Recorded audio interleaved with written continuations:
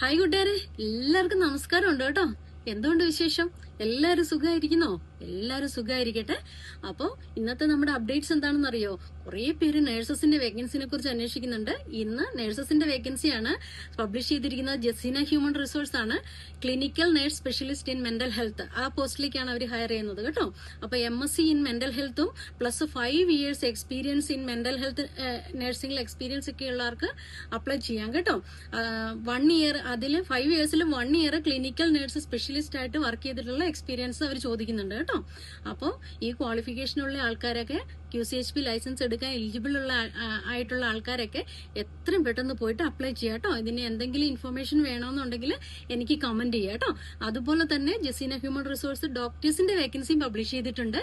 NICU, paediatric nephrology, NICU, ICU, surgery, trauma, ഈ സ്പെഷ്യാലിറ്റിയിലൊക്കെയുള്ള ഡോക്ടേഴ്സിന്റെ vacancy അവർ ഇട്ടിട്ടുണ്ട്.